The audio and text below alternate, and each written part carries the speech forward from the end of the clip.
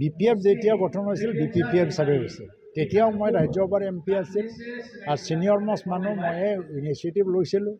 আৰু এনেকেই দলটো গঠন হৈছিল এইটো বিভাজন হৈ গ'ল মই বাহিৰত আহি গ'লোঁ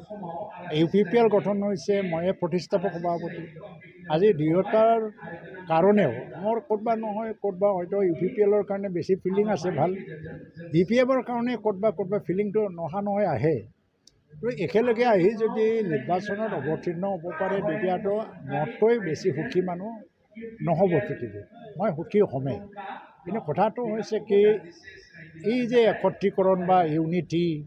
এই কথাটো ৰাজনৈতিক এটা মানে খেলৰ এটা কিবা শ্লোগানৰ নিচিনা ব্যৱহাৰ হৈ আছে যোনে ইউনিটি বিচাৰে তাকে মানুহে ভাল পায় সেইকাৰণে ময়ো ইউনিটি বিচাৰিছোঁ কিন্তু সঁচা অৰ্থত ৰাজনৈতিক দুটা দল যদি ইউনিটিত আহিব লাগে বা একত্ৰীকৰণ হ'ব লাগে তাত কিছুমান সমীকৰণ থাকে এই ফৰ্মুলাবিলাক মিলাব লাগিব এতিয়া কোনোবা যদি ইউনিটিত আহিব খুজিছে জাতীয় সংগঠনৰ আহ্বানত তেওঁলোকে সোনকালে আজিকালিৰ ভিতৰতে বহি পেলাই ফৰ্মুলাবিলাক ঠিক কৰক তেতিয়া ইউনিটিটো আহিব কোনো দলে যাতে বাদ পৰি নাযায় চবে খেলিবলৈ আহে মানে প্ৰকৃত গণতন্ত্ৰ বিটিআৰতে এটা প্ৰতিফলিত হ'ব লাগে ইয়াত কোনো হিংসা হ'ব নালাগে কাৰণ চব দলে যেতিয়া প্ৰতিদ্বন্দ্বিতা কৰে তাত হিংসা নহয় তেতিয়া দেখা পাব যে জনগণৰ ৰাইজে কাক মানে ভাল পায় কাৰণ এতিয়া বৰ্তমান কম্পিটিশ্যন পলিটিক্সত এনেকুৱা হৈছে যে দুটা দল প্ৰতিদ্বন্দ্বিতাত নামিব লাগে এটা দলে অকলে 70% পাব লাগে এই কাৰণে কি হয় যে এই প্ৰতিদ্বন্দ্বিতাটো এটা সংঘাতত গুচি যায় কিন্তু সব দলে যদি নিৰ্বাচনত প্ৰতিদ্বন্দ্বিতা কৰিবলৈ ওলায় সবে নিজৰ ভাগটো ল'ব আৰু জিকিবৰ কাৰণে ইমান ভোটৰ প্ৰয়োজন নহয় যিয়ে নহওক এটা সুস্থ গণতন্ত্ৰ হওক আৰু UPPL দলে আজি এটা কেডাৰভিত্তিক এটা দল হৈ গ'ল আৰু এটা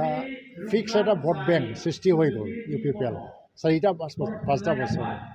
মই নাভাবোঁ কোনোবা দলে ইয়াত দখল কৰিবলৈ সক্ষম হ'ব আৰু কোনোবা দলে আজি কৈছে যদিও BTC দখল কৰিম দখল কৰিব নোৱাৰিব UPPLৰ নেতৃত্বতে চৰকাৰ হ'ব BPFটো এটা গান চেপ্টাৰ কাৰণ 17 বছৰ সময় নিদিয়া নহয় BPFৰ সফলতাও আছে মই সফল বুলিয়ে ক'ম BPFটো দল হিচাপে কিন্তু 17 বছৰ শাসনৰ পিছত এই ক্ষমতাৰ পৰা বাহিৰত থাকিল যেতিয়া ঘূৰি অহাৰ কোনো সম্ভাৱনা নাই বাকী কংগ্ৰেছটো ইয়াৰ স্থিতি নাই আৰু BJP দলক যদিও ৰাজনৈতিকভাৱে কোৱা হৈছে যদিও এটা ৰাষ্ট্ৰীয় দল তেওঁলোকে ভাৰতবৰ্ষ চাব লাগে বিশ্বৰ ৰাজনীতিটো চম্ভালিব লাগে অসম চাব লাগে আৰু তেওঁলোকে বুজি পায় ইয়াত যিটো এটা যিটো সমীকৰণ ছ'চিয়েল যিটো এটা এছপেক্ট তেওঁলোকে বুজি পায় এই অঞ্চলত তেওঁলোকে দখল কৰিব বুলি মই নাভাবোঁ তেওঁলোকে নিৰ্বাচনত প্ৰতিদ্বন্দ্বিতা কৰিব কিন্তু তেওঁলোকে দখল কৰাৰ যিটো কথা কৈছে মুখ্যমন্ত্ৰীয়ে কৈ আছে যে দখল নকৰে মইতো এইটোকে বিশ্বাস কৰি আছোঁ